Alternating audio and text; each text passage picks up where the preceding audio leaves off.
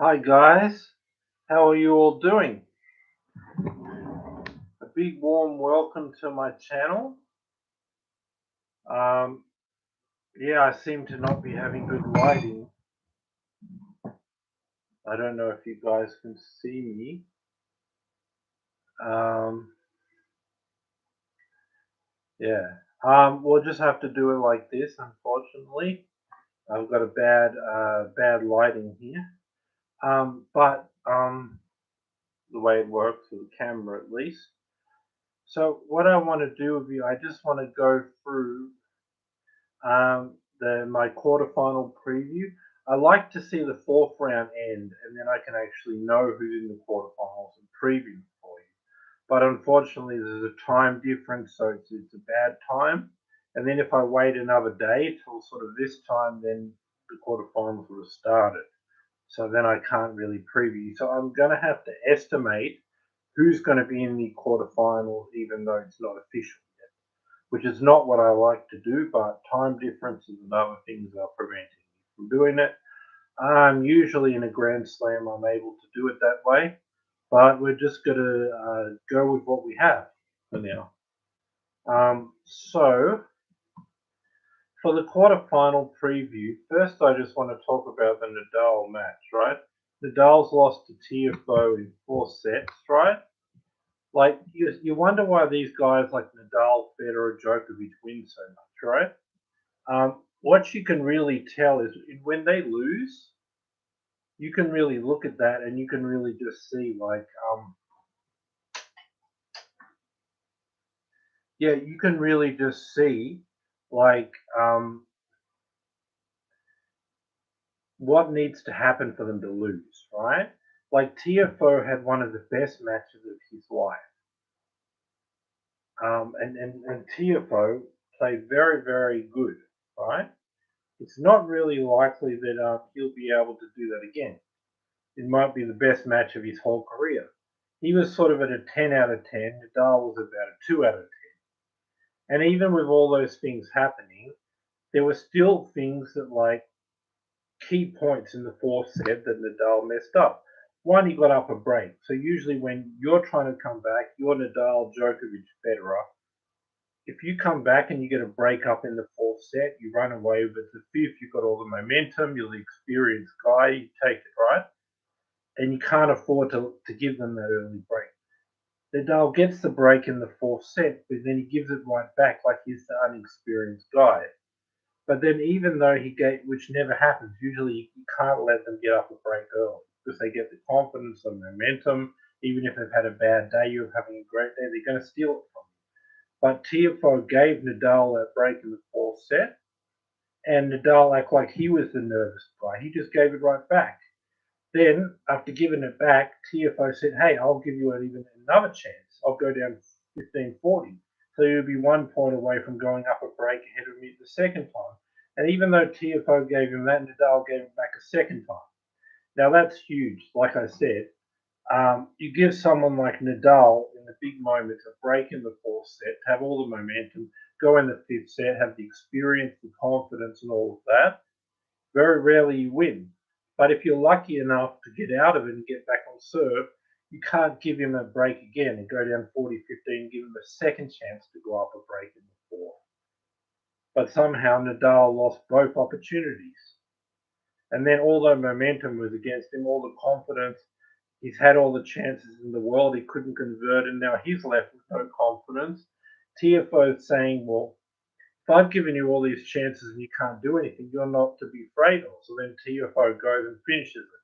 But the whole match was really centered. Um,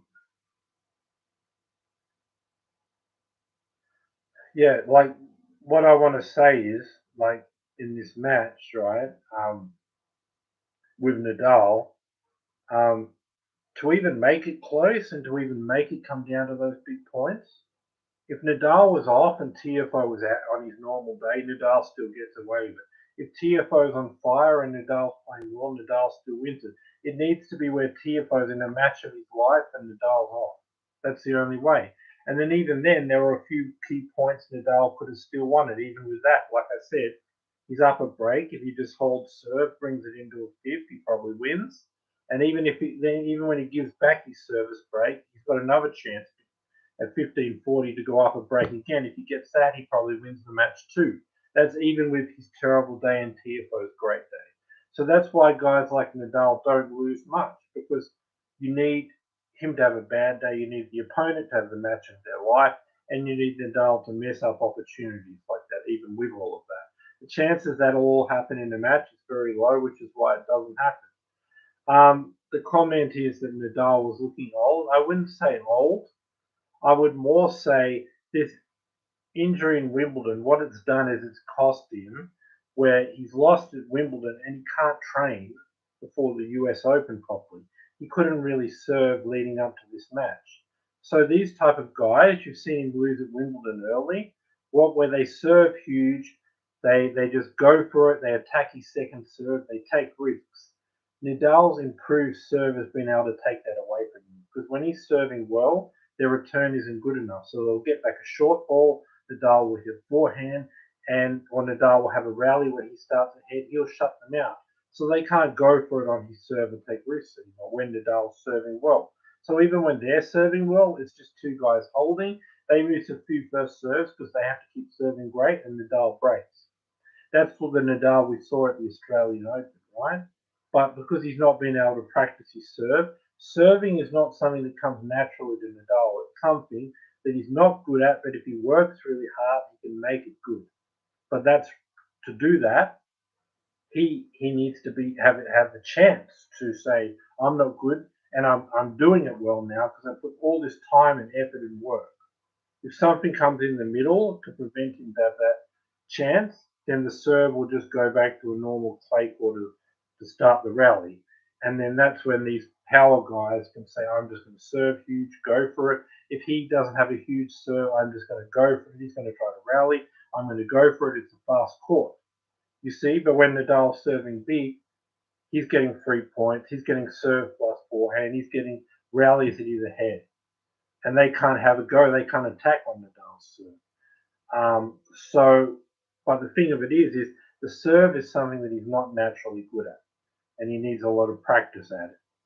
But he wasn't able to do that because of the ab injury, and even in this US Open, he wasn't even in a position where he could serve on his normal stance because of the injury.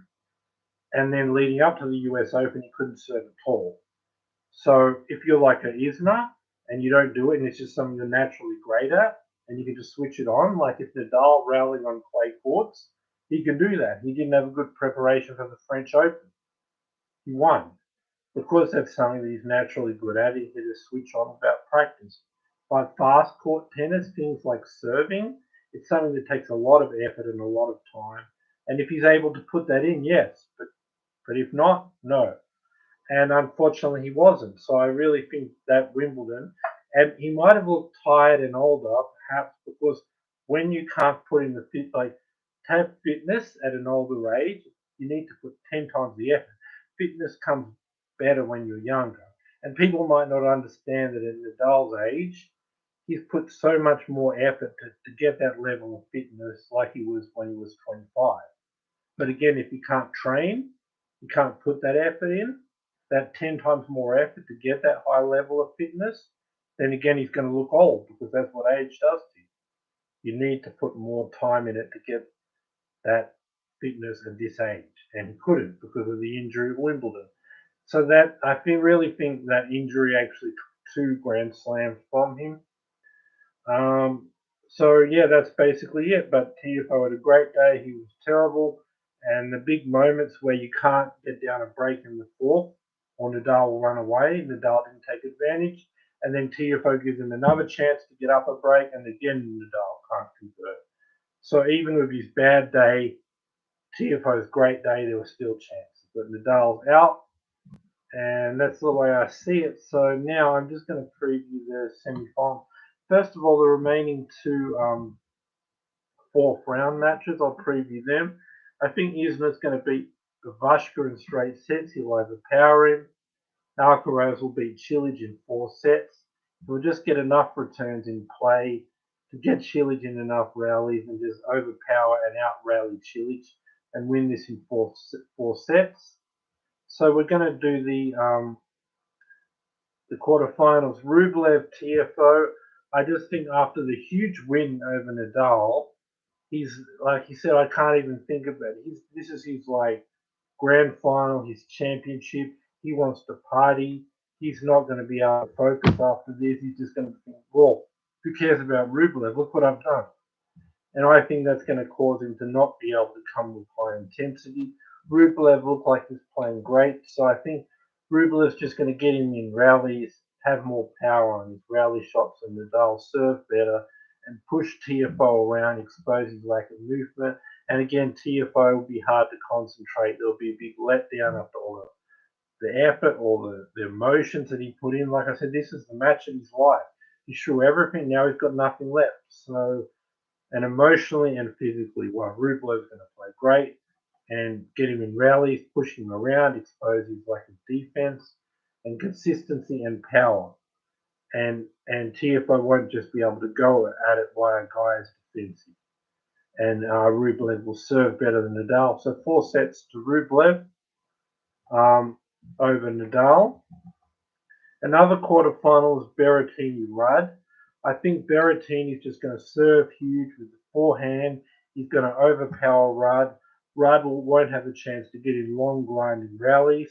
He'll just be overpowered by Berrettini's serve and forehand. He'll take Rudd's time away. He won't be able to get in rallies, and he'll just be rushed and overpowered. And Berrettini will shorten the points, overpower him, and he'll win this one in 4 sets. Kyrgios, Khachanov, they both play the same serve, power game, big forehands, but I just think Kyrgios is serving better than Khachanov, playing better with the power game, playing better with the forehand. So he'll just do the same thing but do it better. 3 or 4 sets, we'll say 4 sets. I've got Berrettini in 4, we've got Rudd in 4, we've got Rublev in 4. The other one will be Alcaraz versus Sinner. I mean, Sinner's won the last 2 times they played. So what he does is he serves bigger than Alcaraz, and he's just power game in the rallies, also has more on his shots. So he's able to attack, shorten the points, take Alcaraz's time away, and make it short points where he's serving big, attacking big off the forehand and backhand, and rushing Alcaraz. And Alcaraz can never really get in rhythm, get in rallies, never really get in rhythm. He doesn't have time to set up on the forehand. He's always rushed. The points are too short, and he's really just being overpowered here by Sinner, and Sinner's just shortening the points and rushing him, and he can never get into rally, never find rhythm, never have time to set up on the forehand, and it's just first strike tennis for Sinner. So I think he's going to overpower and rush Alcaraz and win this in 4 sets. So then what we'll have is, we'll have in the semi-finals, Nick Kyrgios is going to play against Berrettini in the first semi-final after they both win their quarterfinals in 4 sets. And Sinner is going to play Rublev in the other semi-final. So, yep, Rublev after beating Tiafoe, he's going to face Jannik Sinner in one semi-final, and then Berrettini against Nick Kyrgios in the other semi-final. Guys, that's my video for today.